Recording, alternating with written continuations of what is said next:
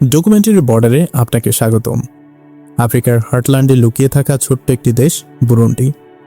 এর পাহাড়ি সৌন্দর্য আর লেকের মনোরম দৃশ্য দেখলে যে কেউ মুগ্ধ হতে বাধ্য। কিন্তু এই ছবির মতো সুন্দর দেশের আড়ালেই লুকিয়ে আছে এক মর্মান্তিক ইতিহাস আর কঠিন বাস্তবতা। আচ্ছা, কেন বুরুন্ডিকে প্রায়শই বিশ্বের সবচেয়ে দরিদ্র দেশগুলোর একটি বলা হয়? কিভাবে ঔপনিবেশিক অতীত আর দুর্নীতি চক্রে একটা দেশ এমনভাবে আটকে গেল যে বেরোনোর পথই খুঁজে পাওয়া মুশকিল? চলুন আজ বুরুন্ডির সেই না বলা গল্পটাই শোনা যাক, যে গল্পে আছে কষ্ট, সংঘাত, টিকে থাকার এক অবিশ্বাস্য লড়াই। বুরুন্ডির আজকের সংকট বুঝতে হলে আমাদের গল্পের চাকাটা প্রায় 100 বছর পেছনে ঘুরোতে হবে। 19 শতকের শেষে আফ্রিকা আর 10টা দেশের মতোই বুরুন্ডি ইউরোপীয় উপনিবেশিকদের শিকার হয়। প্রথমে জার্মানি, তারপর বেলজিয়াম এসে এই অঞ্চলের দখল নেয়। বিদেশি শাসকরা তাদের ক্ষমতা ধরে রাখতে এক ভয়ঙ্কর খেলা শুরু করে, যা আমরা ডিভাইড অ্যান্ড রুল নামে চিনে থাকি। বুরুন্ডিতে মূলত 3টি জাতিগোষ্ঠী, হুতি, তুতসি এবং তোয়া। সংখ্যাগরিষ্ঠ হুতিদের পাশ কাটিয়ে বেলজিয়ামরা সংখ্যালঘু তুতসিদের ক্ষমতায় কেন্দ্র বসায়। তারা কৃত্রিমভাবে এই দুই গোষ্ঠীর মধ্যে বিভেদ তৈরি করে, যা আগে একটা গভীর ছিল না। এই যে তুতসিদের শাসক আর হুতিদের শাসিত হিসাবে দাগিয়ে দেওয়া হলো, এটাই ছিল সেই বিষাক্ত বীজ যার তেতো ফল বুরুন্ডিকে কয়েক দশক ধরে ভোগ করতে হয়েছে। 1962 সালে দেশটা স্বাধীন তো হলো, কিন্তু এই জাতিগত বিভেদটা একটা টাইম বোমার মতো রয়ে গেল, যা ফাটতে বেশি দিন সময় লাগেনি। স্বাধীনতার পর রাজনৈতিক মুক্তি মিললেও অর্থনৈতিক মুক্তি আসেনি।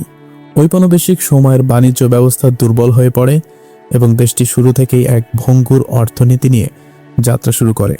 স্বাধীনতার পরের ইতিহাসটা যেন রক্ত আর চোখের জল দিয়ে লেখা। ক্ষমতা দখলের লড়াই খুব দ্রুতই ভয়ঙ্কর জাতিগত সংঘাতে রূপ নেয়। তুতসি নিয়ন্ত্রিত সেনাবাহিনী আর হুতি বিদ্রোহের সংঘাত দেশটাকে এক দীর্ঘস্থায়ী গৃহযুদ্ধের দিকে ঠেলে দেয়। এর মধ্যে সবচেয়ে ভয়াবহ ট্র্যাজেডি ঘটে 1972 সালে। এক ব্যর্থ হুতি বিদ্রোহের জবাবে তৎকালীন তুতসি নেতৃত্বাধীন সরকার এক নৃশংস গণহত্যা চালায়। ধারণা করা হয় এই ঘটনায় প্রায় 1 থেকে 2 লক্ষ হুতিকে হত্যা করা হয়েছিল, যাদের বেশিরভাগই ছিলেন শিক্ষিত। এই গণহত্যা বুরুন্ডির সমাজকে চিরদিনের জন্য 2 ভাগে ভাগ করে দেয়। 2 সম্প্রদায়ের মধ্যে তৈরি হয় অবিশ্বাস আর ঘৃণার এক গভীর ক্ষত। কিন্তু এখানেই শেষ নয়। 1993 সালে বুরুন্ডিতে প্রথম গণতান্ত্রিক নির্বাচন হলো। দেশের প্রথম হুতি প্রেসিডেন্ট নির্বাচিত হলেন মেলচিওর এদাদায়ে। কিন্তু আফসোস, মাত্র কয়েক মাসের মাথায় সেনাবাহিনীর উগ্রপন্থী তুতসি সদস্যরা তাকে হত্যা করে। এই হত্যাকাণ্ডের পর দেশ জুড়ে আবার দাউ দাউ করে জ্বলে ওঠে গৃহযুদ্ধের আগুন, যা প্রায় 1 যুগ ধরে চলছিল আর কেড়ে নিয়েছিল আরও 3 লক্ষ মানুষের প্রাণ। এই লাগাতার সংঘাত বুরুন্ডির উন্নয়নকে কয়েক দশক পিছিয়ে দেয় আর অর্থনীতিকে প্রায় ধ্বংসের দ্বার প্রান্তে নিয়ে যায়। কয়েক দশকের সংঘাত শেষে কাগজে কলমে শান্তি তো ফিরেছে, কিন্তু সাধারণ মানুষের জীবনের স্বস্তি ফেরেনি। এখন রাজনৈতিক অস্থিতিশীলতার জায়গা নিয়েছে লাগামহীন দুর্নীতি, অর্থনৈতিক অব্যবস্থাপনা। দেশে প্রায় 1,30,00,000 মানুষের জীবন এক কঠিন বাস্তবতার সামনে দাঁড়িয়ে। এটি বিশ্বের সেই সব দেশের একটি যেখানে জনসংখ্যার এক বিরাট অংশ চরম দারিদ্র্যের মধ্যে বাস করে। বিশ্ব ব্যাংকের তথ্য মতে দেশটির প্রায় 82% মানুষই দারিদ্র্য সীমার নিচে। এখানকার প্রায় 90% মানুষ কৃষির উপর নির্ভরশীল, কিন্তু জমির অভাব, পুরনো চাষাবাদ পদ্ধতি আর জলবায়ু পরিবর্তনের কারণে ফসল উৎপাদন সীমিত। ফলে খাবারের সংকট এখানে প্রতিদিনের ঘটনা। একটি সাম্প্রতিক রিপোর্ট বলছে 2026 সালের শুরুতে দেশের 1.77 মিলিয়ন মানুষ, অর্থাৎ মোট জনসংখ্যা প্রায় 14% তীব্র খাদ্য সংকটে পড়বে। এই ভয়াবহ পরিস্থিতির একটা বড় কারণ হলো দুর্নীতি।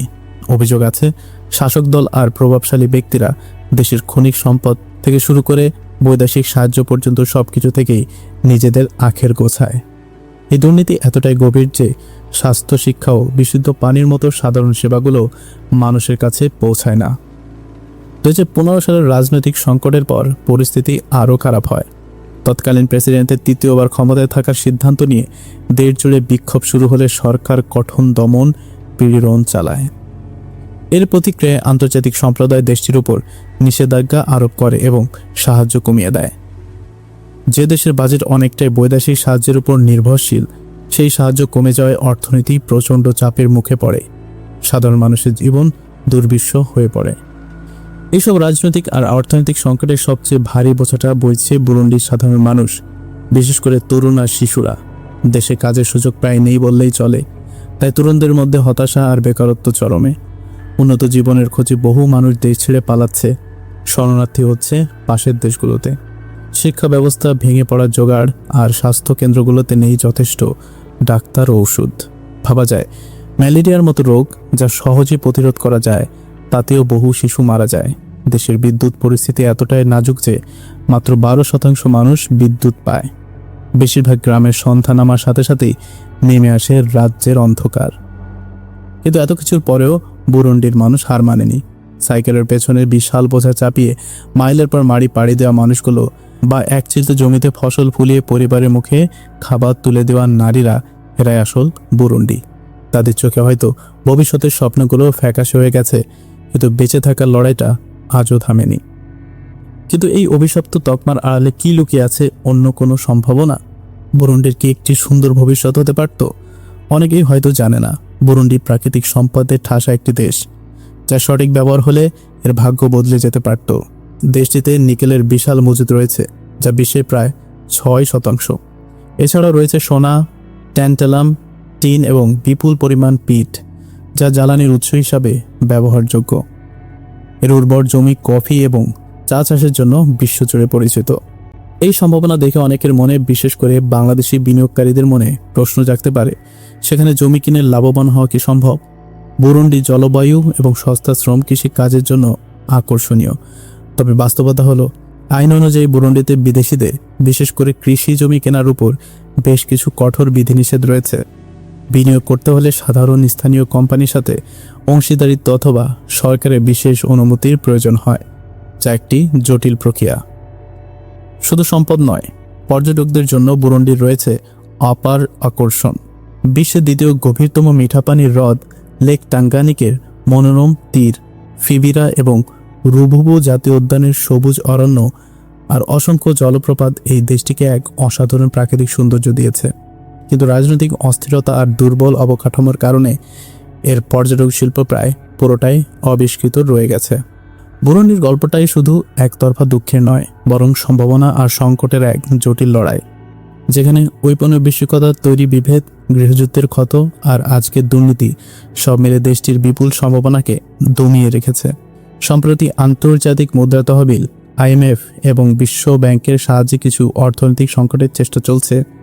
সরকারও দুর্নীতি দমনের কথা বলছে, কিন্তু এই চেষ্টাগুলো কি যথেষ্ট? এই বিপুল প্রাকৃতিক সম্পদ আর সম্ভাবনাকে কাজে লাগিয়ে বুরুন্ডি কি তার ভাগ্য বদলাতে পারবে, নাকি ঔপনিবেশিক অতীত, দুর্নীতিগ্রস্ত নেতা আর আন্তর্জাতিক সম্প্রদায়ের উদাসীনতার জালে আফ্রিকার হৃৎপিণ্ডে থাকা এই দেশটি এক অন্তহীন সংকটে ডুবে থাকবে? আপনার মতামত আমাদের জানান।